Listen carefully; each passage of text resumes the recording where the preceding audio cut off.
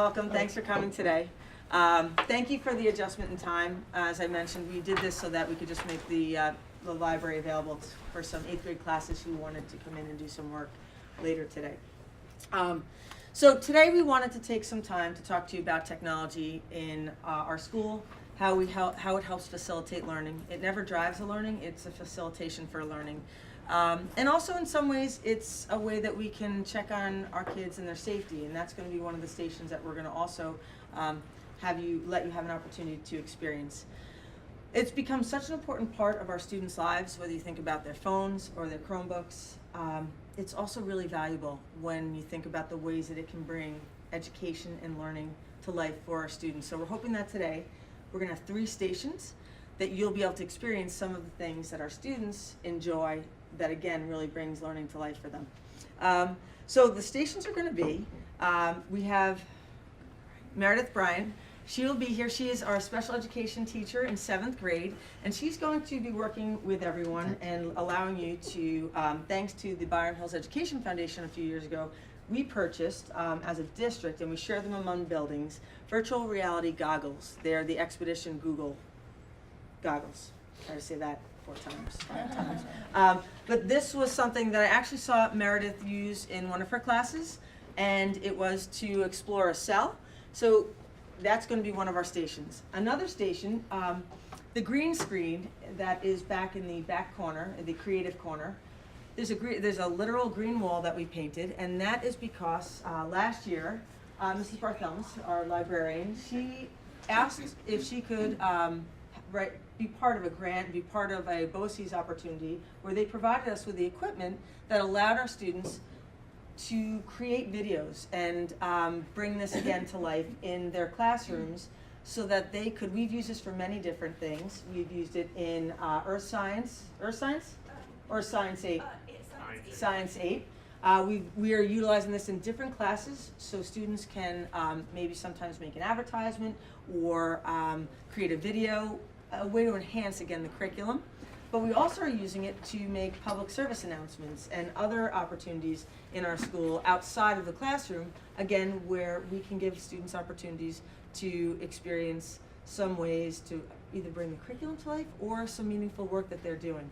So that will be the 2nd station. The 3rd station, when we break into our groups, will be with Mrs. Selness, who is her importance in terms of our work with technology and her leadership in technology and assisting our students and our faculty. I can't speak enough about it. So Ms. Selness is here. She's going to be showing us how we utilize GoGuardian, and she'll explain a little bit more about it, but teachers use GoGuardian to actually see and assist our students when they're on their Chromebooks. So when students are on their Chromebooks doing work, they're not doing that work without someone checking in and seeing where they are and what they're doing on their Chromebook. GoGuardian allows us to do that. So she's going to allow you to see how we can help and also monitor our students' work, again, making sure that it's appropriate and it's also safe, and that will be through GoGuardian. So that will be at the huddle. Before we break into our groups, I did want to also share with you we're going to be meeting with our students in Thursday and Friday in grade level assemblies. Very quick check-in with them, we like to do that. And it is going to be about technology and giving them a few reminders that I wanted to share with you. Mr. Ancona, if I miss any, let me know. But we're going to talk to them about cell phones. Just a reminder that their cell phone should not be out when they're in school. They can have them on their person. We prefer them in their locker. They can have them in class out when a teacher asks them to use them. But we don't want them to really utilize them to contact parents. We have phones for that. But if they ever needed to, at the end of the day, we like them in their pockets or away until they leave the school. But if there was an emergency where it's realistic, they're leaving and they say, I have to contact my parent, I need to let them know I'm taking the bus, or I need to let them know I'm going to town. Or what we ask that they do, and we're going to remind them, is that they find a teacher as they're walking out and say, can I use my phone and just duck into your room? And if a teacher gives them permission, that's okay. What we can't have them do is stopping in the middle of the hallway to text. And that's where we're trying to remind them of the appropriateness. They also can go outside and text outside. Sometimes I have to remind them that they have to actually get beyond 3 feet of the door. Sometimes they'll get right out and stop, and you're like, come on, guys, keep going a little farther. So we're going to remind them of that. We're also going to remind them that they have to, when they come in the school, be on the secure network. It's a federal law. When they come in, they have to make sure that it says consortium. And that would mean that then the Wi-Fi is being filtered through our Wi-Fi, and that way, again, it ensures safety. So we're going to remind them of that. We're not going to talk to them, but I will talk to you. We're not going to talk to them yet about this, but when they go on their 7th and 8th grade trip, a change from years past, last year was the first year, we allowed them to take phones. And we did that for many reasons, but I'm going to let you know that we'll be communicating to you the guidelines of those rules for phones. You also have the option of letting your child take the phone, but asking us to collect them at night. There's some choices for you, but the bottom line is we felt safety was important, so we allow them to bring their phones, but with restrictions, because we don't want the trip to become this. We would like their experience to be one with each other. And the last thing we're going to remind them is that if their phone is taken the first time, it's given to Mrs. Wade, and she'll kind of make note and give it back to them at the end of the day. What I need you to know, everyone to know, is that if their phone is taken away a second time, we give a phone call home and ask you to come get it. So there's a bit of an inconvenience, so that we can remind our students to Drive to Washington to get the phone. Yeah. So Big. so that is just our policies, trying to remind our kids and our students of how to appropriately and be responsible in using technology. At this point, I think we're going to break up into our stations. You'll notice that the screen went dark. As I opened it back up, I didn't have to put in my password. We don't want that to be the case for your kids. We want them, when they close their Chromebooks to go to sleep, that they have to input their password so that nobody else can go into their Google Drive and be typing on a doc and then saying, that was your doc, right? If it wasn't. So we put in little pieces of technology awareness throughout the day and in different parts. So different teachers will address aspects of digital citizenship. I address aspects of digital citizenship. You know, we cover it in a lot of different ways, so that hopefully the message is very clear. We want you to be safe. We want you to be protected. And GoGuardian is one of the ways that we do that. So GoGuardian is an amazing product that has a lot of different features. The first is that it filters all content coming into the devices. So because of SIPA, which is what Kim was referring to, the Children's Internet Protection Act, any federal, any school, any library getting federal funding is required by law to filter content coming into devices to protect children. So the big ones, gambling, pornography, all of those are immediately blocked. We, Dr. Taylor, who's the Director of Technology, and the Building Technology Coordinators meet monthly, and we talk about what kind of filtering we have in place. Do we need to have stronger restrictions? Do we want to ease up and then put the onus of digital citizenship more on your kids? And we start to do that more and more as they age up through the district. So we know in middle school in particular, kids like to start exploring things and checking different things out. Which is a natural curiosity, right, at the age level, but it's not always conducive to a really focused classroom if all of you are out there and you have your Chromebooks in front of you, and I'm walking around or meeting, conferring with a particular student. I don't necessarily see what's going on that side of the screen. I could see something that looks really intense, but maybe somebody's playing Kingdom Rush. This is not a lie. This is a true story. This happens. I know your beautiful children would never do anything bad, but sometimes they get distracted. It happens. Obviously, Kingdom Rush is not blocked. This is what I do. I go into GoGuardian and I see this window and I see that the active tab is Kingdom Rush right now. So I have a couple of options. I can hit simply close tab. Did you see this little close tab guy right here? That sends a command to that device that you should get out of that window. If I want to be a little bit more specific, I can send a message saying, this doesn't seem like the assignment you should be working on. Let's get off this tab. And then I do a little something that looks like this. I pop that tab out. And I go here and I highlight the URL, I Control-C, and then I go into my GoGuardian 2.0, which is the back-end administration, and I go to my edit for my HCC student policy, and I paste the URL in here, and I block.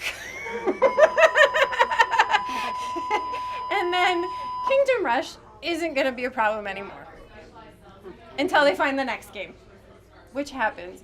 And honestly, it's a small number, but it's very effective when you do it a time or two, and then they realize, like, she's watching or she knows. And if a teacher doesn't have GoGuardian set up the way that I have it set up right now, where every student in my class is on, I can see exactly what they're doing, and they said, so-and-so during second period appeared to be a little distracted. Can you go and check?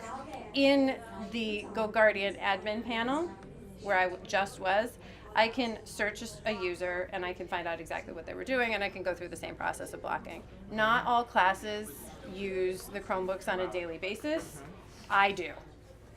So every class that I teach is GoGuardian. And I'm not standing at my desk watching this, but it gives me not only the screens that you saw, but after the fact. Say I was out talking to kids, conferring, watching, like I teach robotics, so I'm out watching how kids are programming and all of that. I'm not standing here. At the end of class, I get what's called a timeline view of what all the kids were on and what active tabs they were on during the class. So if I needed to go back and check and see that somebody was on task or off task, I can do that. Students, when they come into the class to use this, have to wake up the phone and follow the expedition that will start as a class. After they follow the expedition, they close the goggles, they clip it, and it's all set to go. And your chairs have wheels in the bottom, so you might have to manipulate your body and turn your chair around to see And be the careful full not to fall cell. off your chair. Yeah. Serious. So if you take a peek on the Promethean board, you'll see what you should be looking for. So you're looking for this large cell that's kind of stuck in the middle of the page. I can see as the teacher where you're looking based on my tablet here. In front of me, I have access to see that you guys, for some reason, this little writing tool, there you go. So I can see as the teacher that all my little smile faces are looking at the cell. So the expedition leads you through a lesson and a script, and I can make sure that my students are following along to that script by where they're looking on the tablet. I can also have some like Monday Night Football aspect where I can actually write on the screen as if I'm trying out a play to have them point to certain objects that you guys should be able to see in your goggles at that same time. So in the 7th grade, we study life science for the most part the entire year. 1 to 2 units, we go into a cell to talk about all the different cell parts. That can be really overwhelming for a student. It's a lot of new vocabulary, and having the virtual reality headset brings those contenary vocab words to life. So this is a prokaryotic cell. It's a unicellular organism that we find in like protists or other small organisms. We'll move on now to a eukaryotic cell that you would find in an organism like yourself. So if you take a look in your headset, you should see the screen changing. I promise not to draw all over the screen. And you should see a rather large circular structure in the center of your screen that represents that eukaryotic cell. So at this point, students have like a little bit of background knowledge about these cell parts and how structures really drive the function or the job of that cell. And students have a nice time like exploring and allowing those things to come to life. Moving on to the next type of cell, once we talk vaguely about cells, we move on to specialized cells. So the first specialized cell that we investigate is a nerve cell. So if you take a look in your headset, you will see a cell that looks a little bit more unique and has a different structure based on its function of sending messages to the brain. And you might have to roll your chair around, but you should be looking at something like this. So we'll move on to the next type of specialized cell, which is a red blood cell. We spend a good time of the year talking about how red blood cells allow the human body to obtain oxygen and allow all of their functions to carry out. We also talk about how small red blood cells are and how they have to fit through really narrow parts in your body, such as veins and arteries. So this is the first time where they see all of these disc-like shapes traveling through like what looks like a tunnel. And it's a really, really nice way for them to get a cool visual of that. So if you want to take a look inside, and you'll find faster. So with the setup of the tripod, it makes a really stable video experience, as well as you can kind of pan and roll around if you need to, if you're following somebody. And it also has, there's a couple different microphones that come with it.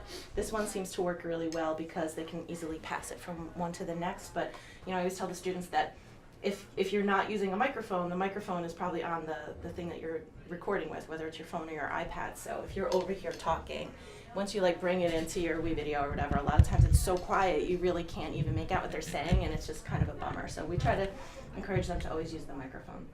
The teleprompter is on here, and it's kind of cool. I mean, the tripod, you can adjust it to all the different student heights. It's a little low for me, but I think that's perfect for the 6th graders.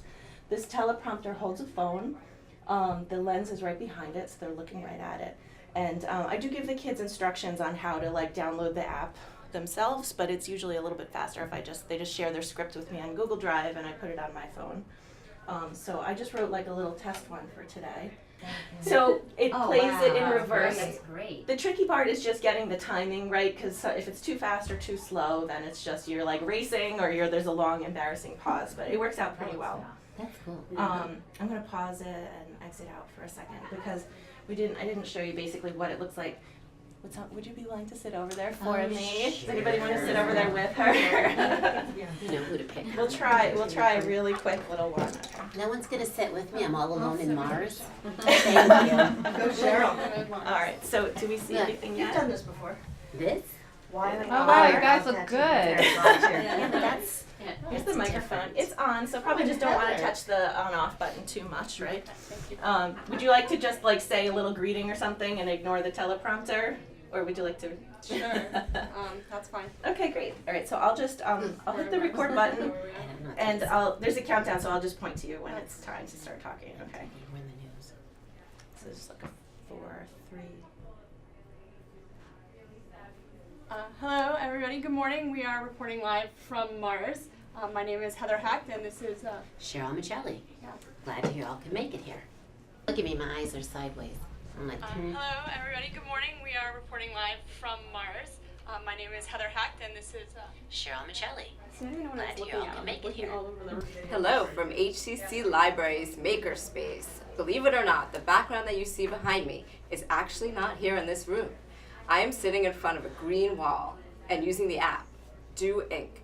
Everything green has been erased and replaced with a new image. Thanks for watching.